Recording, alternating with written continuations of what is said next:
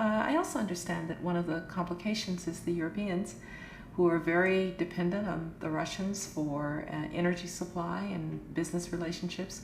But they also need to recognize that Putin is not stopped now. We could find ourselves in a real conflict with Russia down the road. Well, actually, let me jump in right there. Germany, arguably the strongest power in Europe, at least economically. Right. There's been criticism that Angela Merkel and others haven't been aggressive enough. What do you think of that? Do you think Germany's been as aggressive as they should be? I'm quite an admirer of Chancellor Merkel, and I heard her statement when she was with President Obama in Washington. I thought it was a very good statement. But now we need to have tougher sanctions, and I'm afraid at some point this is going to probably have to involve oil and gas. The Russian economy is vulnerable. 80% of Russian exports are in oil, gas, and minerals. People say, well, the Europeans will run out of energy. Well, the Russians will run out of cash before the Europeans run out of energy.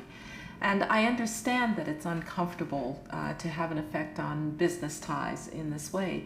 But this is one of the few instruments that we have. Over the long run, you simply want to change the structure of energy dependence. You want to depend more on the North American energy platform, the tremendous bounty of oil and gas that we're finding in North America. You want to have pipelines that don't go through Ukraine and Russia. For years, we've tried to get the Europeans to be interested in different pipeline routes. It's time to do that. And so some of this is simply acting, and acting as quickly as possible. Fracking Gas aus den USA als Waffe gegen Russland, um Europas Abhängigkeit von russischen Gaslieferungen zu brechen. Um sich vom russischen Erdgas abzukoppeln, müssten die Verbraucher in Europa und den USA erheblich höhere Erdgaspreise hinnehmen. Ob sie dazu aus strategischen Gründen bereit sind?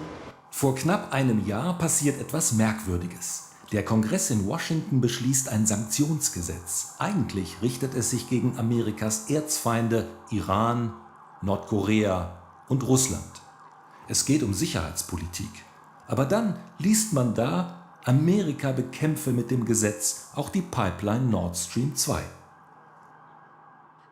Germany hooks up a pipeline into Russia where Germany is going to be paying billions of dollars for energy into Russia. And I'm saying, what's going on with that?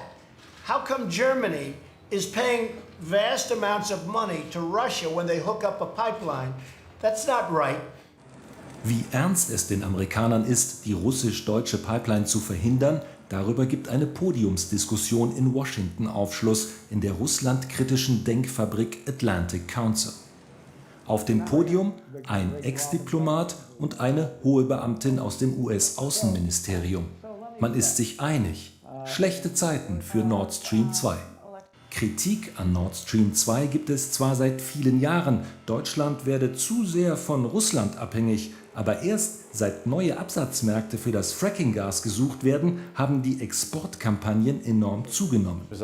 Deutschland ist ein interessanter Markt für Flüssiggas. Auf dem deutschen Markt können wir unsere Verkaufsziele verwirklichen. So kann die US-Flüssiggasindustrie noch schneller wachsen. Jetzt aber mal wirklich. Klingt es nicht ein wenig platt?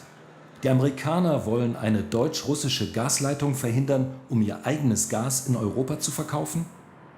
Die Wahrheit ist, genau so steht's im Sanktionsgesetz des Kongresses, dem Gesetz, das die Verhinderung von Nord Stream 2 explizit verlangt. Ein paar Zeilen weiter heißt es, die US-Regierung legt größten Wert auf den Export amerikanischer Energieträger. Wenn Russland die Ukraine angreift, bedeutet dies laut US-Präsident Joe Biden das Ende der Ostsee-Gaspipeline Nord Stream 2. Entsprechend äußerte sich Biden am Montag in Washington nach einem Gespräch mit Bundeskanzler Olaf Scholz.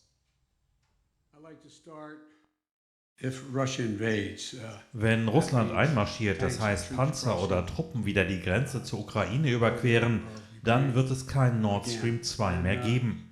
Wir werden dem ein Ende setzen. Auf den Bildern ist eine großflächige Blasenbildung auf der Meeresoberfläche zu sehen.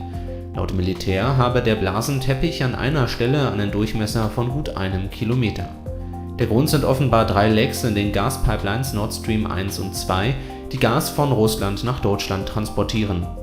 Wie der schwedische Sender SVT unter Berufung auf die zuständige Behörde berichtet, sollen am Montag mächtige Unterwasserexplosionen registriert worden sein. Es gibt keinen Zweifel, dass es sich um Sprengungen handelt, so der Seismologe Björn Lund. Damit nährt sich der Verdacht, den auch die Bundesregierung nicht ausschließt, ein möglicher Anschlag auf die Pipeline. Ob von ukrainischer oder russischer Seite, bislang noch unklar. Dann wird es kein Nord Stream 2 mehr geben. Wir werden dem ein Ende setzen. Wir werden dem ein Ende setzen. Primordial interest of the United States, over which for a century we have fought wars, the First, Second Cold War, has been the relationship between Germany and Russia, because united they are the only force that could threaten us, and to make sure that that doesn't happen. Interest. It controls all the oceans of the world. No power has ever done that. Because of that, we get to invade people and they don't get to invade us. It's a very nice thing.